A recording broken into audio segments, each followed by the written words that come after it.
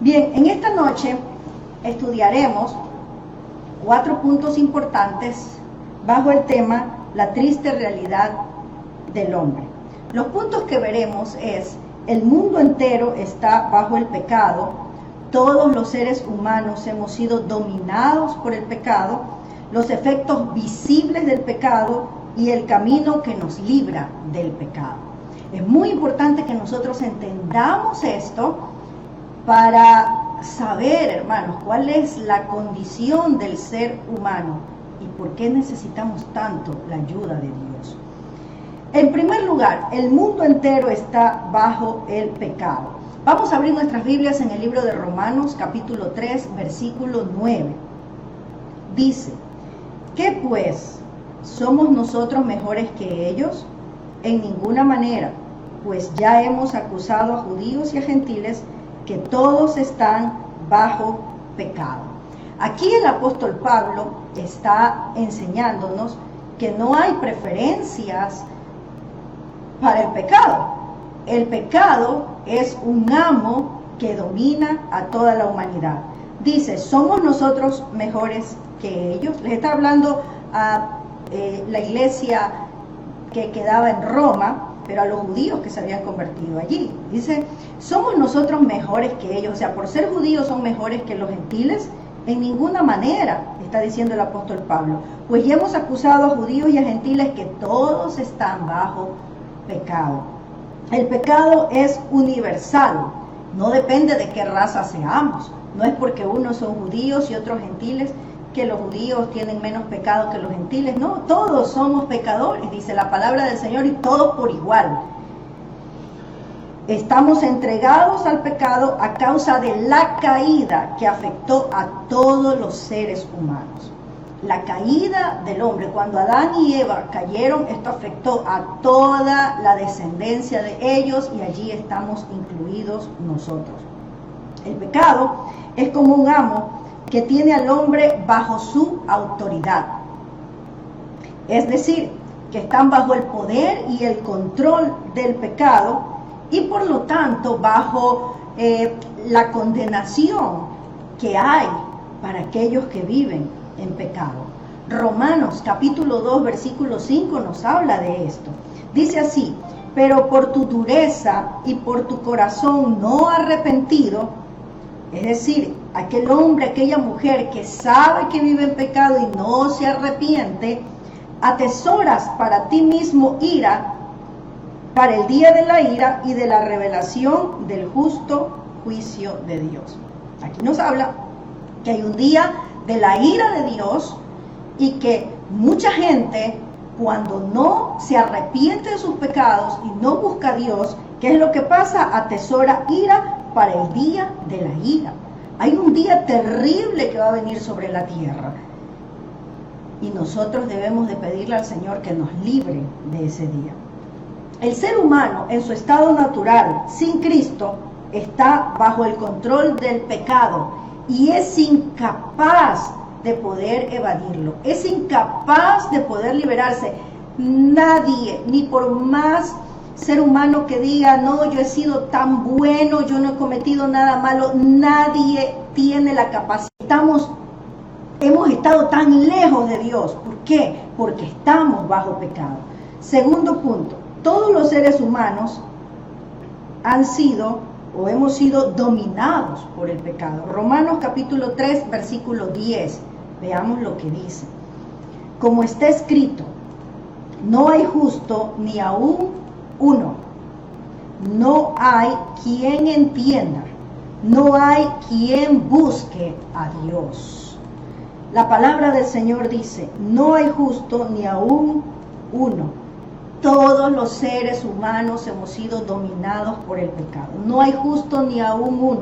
No hay quien entienda. No hay quien busque a Dios.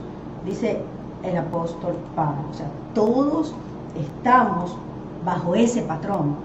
Todos venimos. Desde el momento en el que un niño nace, ya viene con la marca del pecado. Ya viene sometido al pecado y necesita ser libre de esto. La insensatez de la elección del pecado se explica en la falta de búsqueda de Dios que vemos en el versículo 11. Dice, no hay justo ni un uno, no hay quien entienda, no hay quien busque a Dios. El hombre, como ya nace pecador, le gusta practicar el pecado, no quiere buscar a Dios. O lo busca solamente como de labios, como para decir, no, es que yo sí tengo a Dios en mi corazón, pero con sus hechos lo niega. Este versículo dice, no hay quien busque a Dios, dice, no hay justo ni aun uno, no hay quien entienda, no hay quien busque a Dios.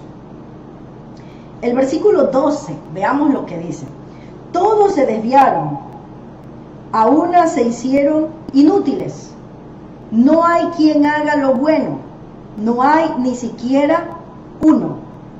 Todos se desviaron, dice, escúchenme hermano, todos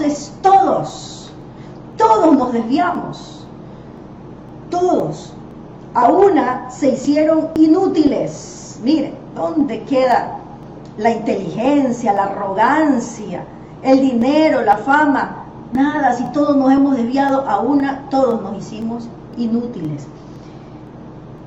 Estaba leyendo un comentario bíblico y dice que este término, cuando dice todos fueron hechos inútiles, es como, se traduce como cuando usted pone a hervir una leche, 1 litro de leche, y eso se corta. Entonces eso se echa a perder. Es algo que ya no vale, sin provecho, inservible, no sirve para nada. Así, todos se hicieron inútiles, no hay quien haga lo bueno, no hay ni siquiera uno, lo dice la palabra del Señor. La esterilidad de los intentos del hombre en sus esfuerzos éticos morales se muestra en la declaración de que no hay ni siquiera una sola excepción del cuadro presentado. La naturaleza humana sin Cristo es una cosa corrompida e inútil. Eso es el ser humano. No es que yo me lo estoy inventando, es lo que dice la palabra del Señor. La naturaleza humana sin Cristo es una cosa corrompida e inútil. Por eso el profeta Isaías decía, aún vuestras justicias son como trapos de inmundicia. O sea, aún lo más bueno, lo más justo, lo mejor que nosotros hagamos, es como trapos de inmundicia delante de Dios. ¿Por qué? Porque nosotros ya venimos con ese pecado en nuestro cuerpo, en nuestra vida, en nuestro ser. Sin la intervención del Espíritu Santo, nadie puede manifestar en su vida el fruto del Espíritu, porque no tiene la capacidad espiritual interna para ejercer de forma normal y automática la benevolencia genuina hacia los demás. Esa benevolencia, esa bondad verdadera, la pone el Espíritu Santo cuando nosotros venimos hacia Dios. En vez de ello, el pecado nos obliga a ser egoístas y egocéntricos. No sé si se habrá dado cuenta usted, mi hermano, usted mismo, en otras personas. Hay mucho egoísmo, hay mucha maldad. Somos egocéntricos muchas veces, porque eso viene en el pecado que nosotros traemos. El hombre sin la gracia de Dios es totalmente ciego, impotente y corrupto. ¿Sabe qué? El apóstol Pablo habla del hombre y del pecado. Los teólogos a este texto bíblico, cuando estudian este texto bíblico, llegan a una conclusión y le llaman la depravación total del hombre caído. ¿Se imagina usted? Uno a veces dice, cuando encuentra un hombre que es un violador, uno dice, ese es un depravado. Pero estos textos que ya vamos a leer más adelante hablan de la depravación total del hombre caído. O sea que hay una depravación total, no solo en el violador, en todo ser humano. Y eso es lo que a veces nosotros no queremos entender, porque nos creemos tan buenos, tan bondadosos, tan puros, y no nos damos cuenta de lo que de cómo venimos a la tierra, realmente. Porque para que el hombre se dé cuenta, tiene que entender no lo que él cree, ni lo que le dicen las personas, sino lo que dice la palabra de Dios. El hombre caído. Pero eso, hermanos, no quiere decir que el hombre en la sociedad, el pecado ha hecho que el hombre sea como un ser depravado. Pero no siempre es tan depravado en la sociedad. Algunos de ustedes me pueden decir, no, pero tal persona no hace tales cosas. Puede ser. Pero, ¿qué es lo que quiere decir esto? Se trata del hombre frente a la santidad y la justicia de Dios. Frente a la santidad y la justicia de Dios, nosotros somos depravados, hermano. ¿Sí? Yo tengo que decírselo. Frente a la santidad y la justicia de Dios, nosotros somos depravados. ¿Por qué? No podemos, no llegamos a la santidad y a la justicia de Dios. Nadie puede presentar una obra perfecta delante de Dios que contribuya a su justificación.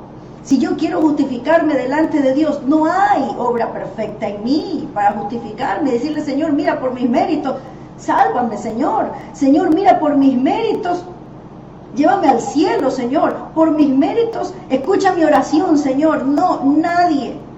Porque ante la justicia de Dios y la perfección de Dios, el hombre es un ser humano caído y que ha caído en la depravación total. En el corazón de todo hombre se anida el germen del pecado. En el corazón de todo hombre y de toda mujer. Mire, usted puede ver hasta el niño recién nacido. Está la mamá dándole de lactar. Y de pronto le están saliéndole los dientes y le clavan los dientes a la mamá. Y la ve que la mamá sufre y ahí a veces lo hace con más gusto. Y crece un poquito y ya tiene un hermanito y empieza a pegarle al hermanito y empieza a pelear con el hermanito. ¿De dónde vino eso? De pronto usted no se lo enseñó. ¿Cómo es que yo he oído madres que dicen, yo no entiendo por qué mi hijo mío es así si no ve eso en mí? Claro, porque viene ya en sus genes prácticamente. Ya viene con esa marca del pecado. No le estoy diciendo que su hijo va a venir con una marca del pecado, es que ya vino así. Porque todos somos pecadores y eso es algo que tenemos que reconocerlo delante de Dios. En el corazón de todo hombre se anida el germen del pecado, de modo que cada uno en ciertas circunstancias podría ser un ladrón, mentiroso, adúltero, asesino o cualquier otra cosa más. Cualquier otra cosa más.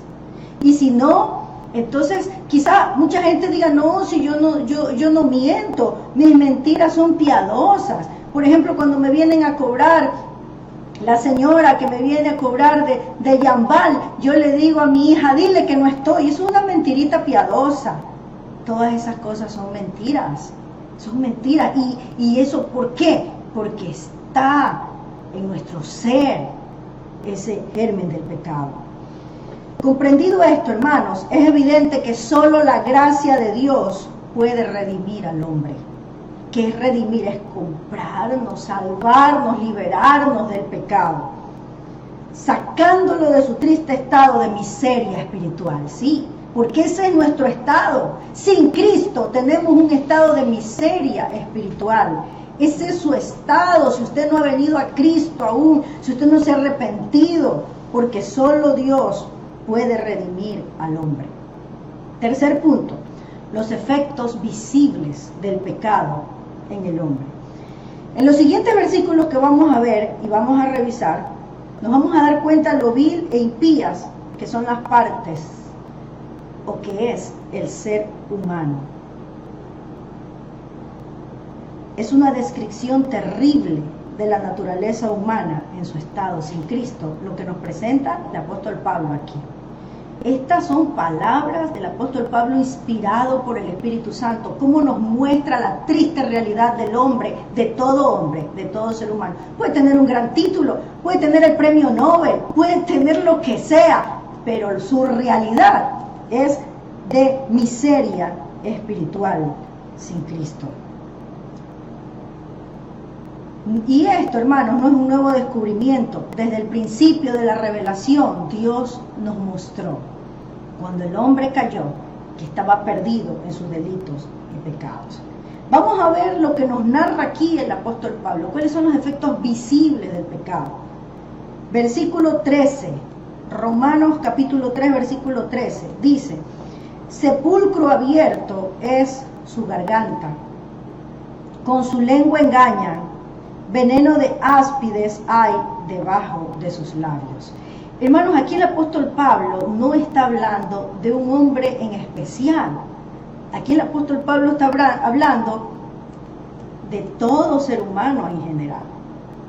Esto es algo que tenemos que entender. Y dice: sepulcro abierto es su garganta, con su lengua engañan, veneno de áspides hay debajo de sus labios. La garganta, dice, como sepulcro abierto, puede referirse al hablar del pecador como fuente de impureza y corrupción.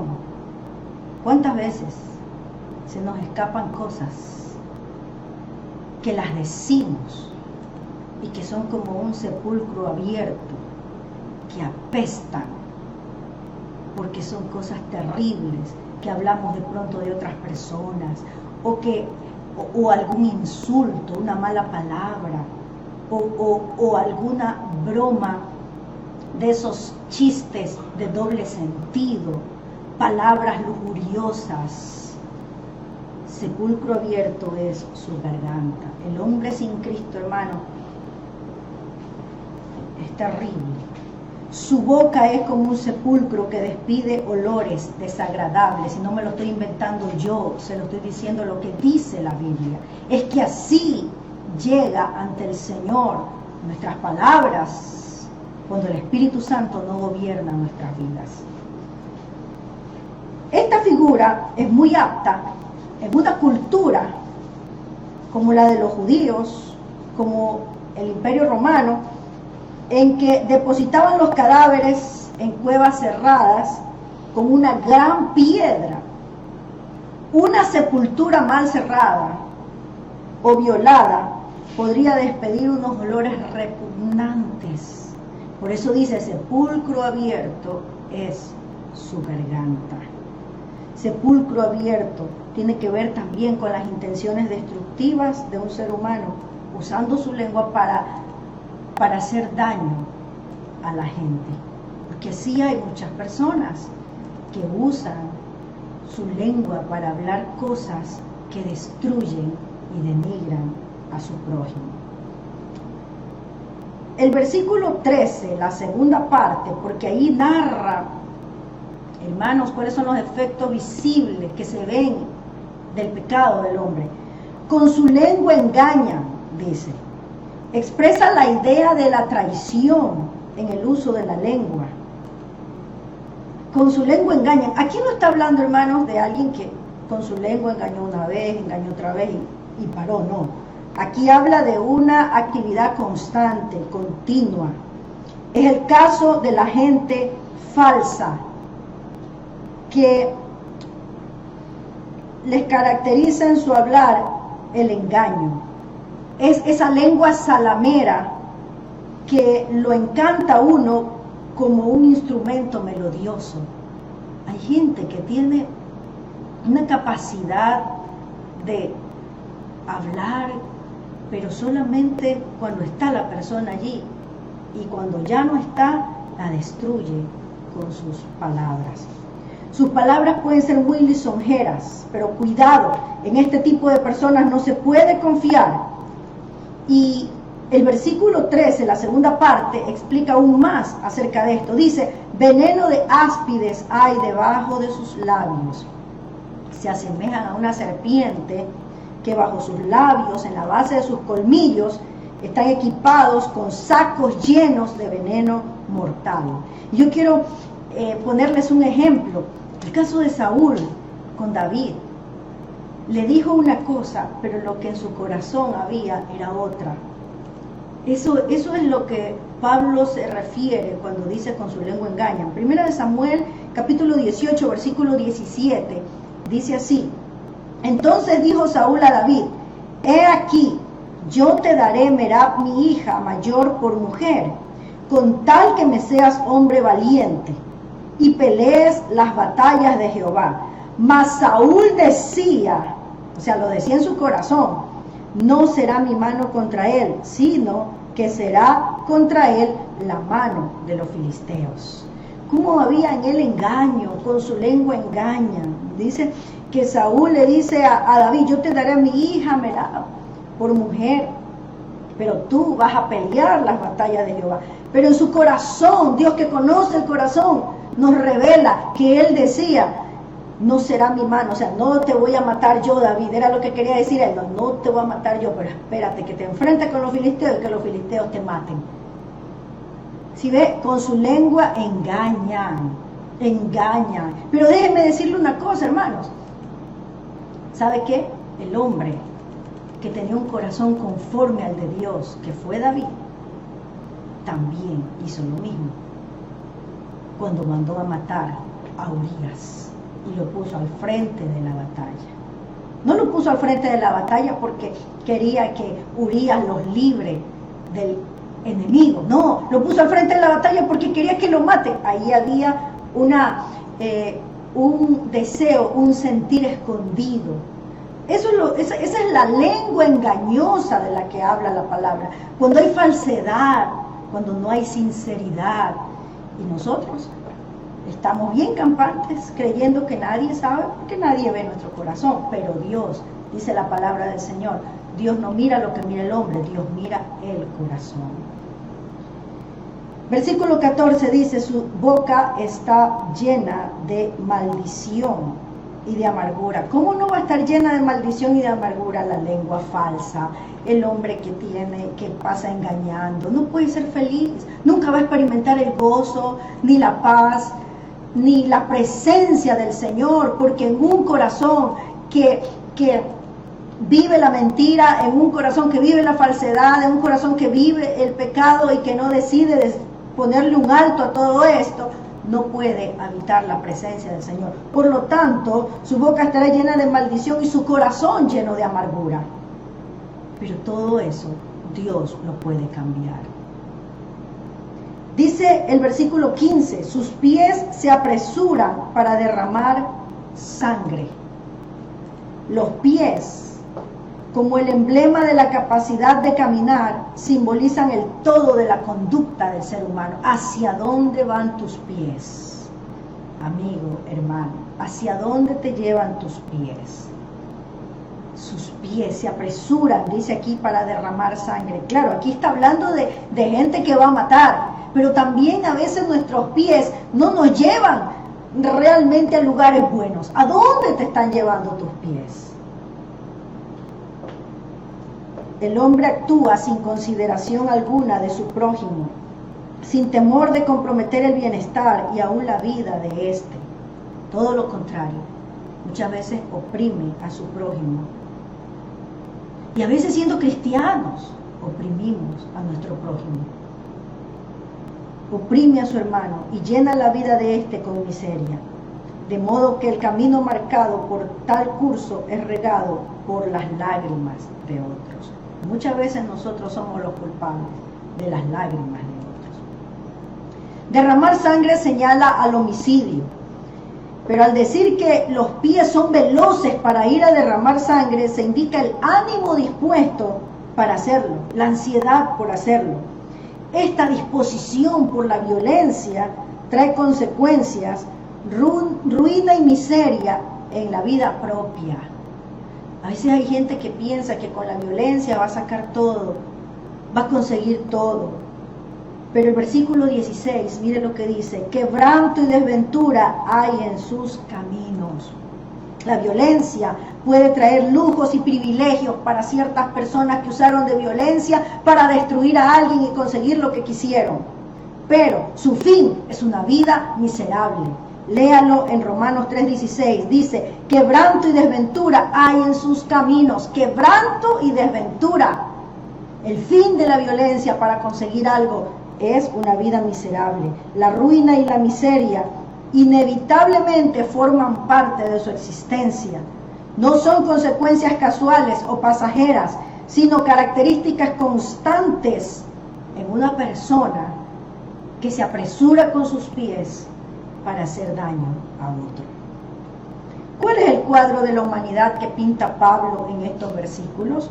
¿Acaso Pablo aquí está pintando un cuadro de la humanidad? Ay, qué bonita, diciendo humanidad preciosa, que tiene tantas cosas lindas, que tiene esto. No, aquí presenta un cuadro de la humanidad caída, como realmente es la humanidad, como realmente el ser humano, como realmente hemos sido todos, que por la gracia de Dios hemos sido perdonados y ahora estamos viviendo bajo la gracia de Dios. Pero todavía hay muchos que no han buscado esa gracia de Dios. ¿Le parece bonita esta descripción del ser humano? ¿Le gusta?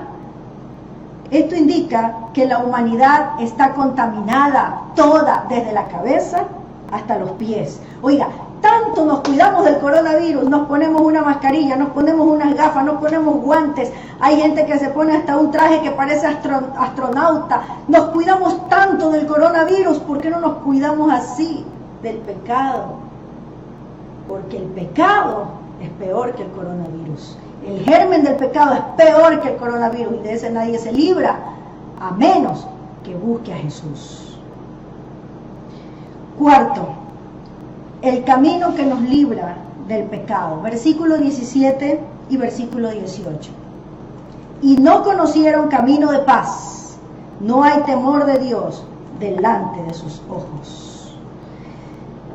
Pablo está hablando aquí a hombres que definitivamente no quisieron buscar a Dios. Por eso dice, no conocieron camino de paz. ¿Cuál es el camino de paz? Jesucristo dijo, yo soy el camino. Jesús dijo, yo soy la verdad, yo soy la vida. Venid a mí y sed salvos todos los confines de la tierra. Venid a mí todos los que estáis trabajados y cargados y yo os haré descansar. El único camino, la única salvación, lo único que nos puede ayudar es Cristo Jesús. Esto es mejor que si se descubriera la vacuna contra el coronavirus. Mejor que si se descubriera el remedio contra el coronavirus. Esta es la salvación, no solo para vivir bien aquí en la tierra, sino para una eternidad maravillosa al lado de nuestro Salvador. Aleluya.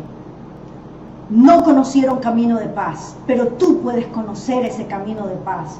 Ese camino de paz es Jesús, que en esta noche quiere entrar a tu corazón y quiere hacerte una nueva criatura y quiere librarte del poder del pecado, que el pecado ya no sea más el amo de tu vida. Quiere librarte de eso tan horrible que te está destruyendo y quiere darte una vida en abundancia, la vida espiritual que ofrece Jesús.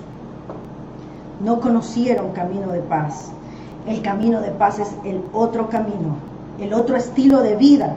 Es totalmente extraño para el hombre que no quiere saber nada de Dios. Lo desconocen. Han cambiado el camino de paz por el camino de miseria. Qué mal negocio que está haciendo el ser humano. Oiga, en este tiempo hay tantos programas en YouTube que dicen cómo ser productivo, cómo hacer un buen negocio, cómo esto, cómo el otro, pero ¿de qué sirve los negocios y aumentar plata si cuando te mueres nada te vas a llevar? Pero conocer este camino te sirve para esta vida y te sirve para cuando te mueras, porque cuando te mueras no vas a perder, sino que vas a ganar algo que no lo ganarías ni con el mejor negocio económico que hagas aquí en la tierra. Su actitud, la actitud del hombre que no busca ese camino, es una actitud de una persona que no tiene temor de Dios. Y por eso ese versículo dice, y no conocieron camino de paz, no hay temor de Dios delante de sus ojos. No hay temor de Dios. ¿Qué es lo único que puede librarnos del pecado? El camino que nos ofrece Jesús, el temor a Dios. El principio de la sabiduría es el temor al Señor. Pero la gente que no busca a Dios, que no busca a Jesús, le falta sabiduría, le falta lo más importante, jamás tienen presente en su mente que hay que temer a Dios. Pablo lo resume así. Él dice, no hay temor de Dios delante de sus ojos. El temor de Dios tiene que ver con acercarse a Dios en adoración. El temor a Dios tiene que ver con poner tu confianza en Dios por medio de Jesús. El temor a Dios tiene que ver con ser obediente al Señor. El temor a Dios tiene que ver con darle tu vida a Dios y servirle lo mejor que puedas. Eso es la esencia de una persona que tiene temor de Dios. Pero la gente no toma en cuenta a Dios. Mucha gente dice, sí, yo sí amo a Dios, pero no lo toman en cuenta para tomar una decisión. No lo toman en cuenta cuando se levantan para decirle, Señor, en tu mano entrego este día y hacer lo que Él manda realmente. El hombre prácticamente está viviendo como un ateo práctico, no teórico, porque en teoría dicen, yo sí creo en Dios, yo sí amo a Dios y yo hago lo que Dios dice. Pero un ateo práctico es aquel que dice que sí cree en Dios, teórico, pero no hace la voluntad de Dios. También se puede notar, hermanos, que el hombre que no tiene temor de Dios tiene otra cosa en el centro de su atención. La ausencia del temor de Dios significa que Él está excluido de nuestra atención y reflexión. O sea que Dios no es lo que nosotros atendemos, lo que nosotros queremos, al que nosotros queremos escuchar, en la voluntad del que queremos vivir. El que no tiene temor de Dios excluye a Dios de su vida. Decir que no hay temor de Dios delante de los ojos del pecador equivale a decir que Dios no está en sus pensamientos para tomar acciones y decisiones. Como la gente no tiene temor de Dios, nada bueno puede esperarse de ellos. Hermanos amados, nadie ha visto tan claramente como Pablo la maldad en la naturaleza humana. Pero quiero advertirle algo, que esto no era para Pablo un llamado a la desesperación. Ver cómo es el hombre, cómo es el ser humano, no era un llamado a la desesperación, sino más bien un desafío a la esperanza. Sí, a la esperanza en Jesucristo y en el sacrificio que hizo por nosotros. Pablo menciona todo esto, no para decirle al hombre, tú ya no tienes esperanza, tú estás perdido totalmente. No. Pablo menciona todo esto para que el hombre reflexione y se dé cuenta cómo está, pero que puede su vida cambiar y ser salvo por medio de Jesucristo. Cuando decimos que Pablo creía en el pecado original y en la depravación de la naturaleza humana, no debemos concluir que Pablo desesperara de la naturaleza humana ni que la mirara con desprecio.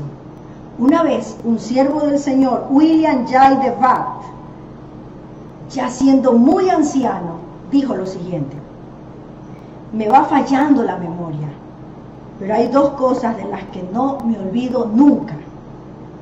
Primero, que soy un vil pecador, y segundo, que Jesucristo es mi gran Salvador. Podemos olvidarnos todo, hermano, a medida que pasan los años. Pero como este anciano, hay dos cosas que nunca olvidó y que el Señor nos ayuda a nunca olvidarlas. Primero, que somos viles pecadores. Y segundo, que tenemos a Jesucristo, que es nuestro gran Salvador. No importa el pecado, Jesucristo nos compró con su sangre preciosa. Jesucristo nos liberó del pecado y por Él ahora somos libres. Pablo nunca le quitaba la importancia al pecado humano, nunca dejó de decir y de hablar sobre el estado del ser humano en pecado, pero tampoco nunca restó importancia a la grandeza del poder redentor de Jesucristo. Todos somos pecadores y necesitamos el camino de paz, el temor de Dios, la salvación que Jesús nos ofrece. Jesús nos ofrece esa salvación y te la ofrece hoy, amigo, amiga que nos estás escuchando. Donde quiera que estés, tú necesitas de Jesús. Yo necesito de Jesús. Yo te invito en esta noche para que inclines tu rostro. Te invito para que hagas una oración y reconozcas delante del Señor que eres un pecador, que eres una pecadora, porque todos hemos pecado y que necesitamos que Él nos limpie y que Él nos salve. Te invito en esta noche a hacer esta oración conmigo. Inclina tu rostro y dile así al Señor: amado Dios, te doy gracias por tu palabra que ha sido predicada en esta noche. Te ruego que perdones mis pecados. Reconozco que como ser humano soy pecador o soy pecadora. Pero también reconozco que tú eres mi gran Salvador, que tú diste tu vida por mí en la cruz para quitar mi culpa y para limpiar mi pecado y para que yo pueda estar limpia y libre delante de Dios. Perdóname, Señor, y recibe mi vida para que yo sea tu hija. Y yo también, Señor, te acepto como mi Señor y mi Salvador. Abro mi corazón, entra a mi corazón, cambia mi vida, hazme una nueva criatura. Te lo ruego en el nombre de Jesús. Gracias, Dios. Amén. Amén.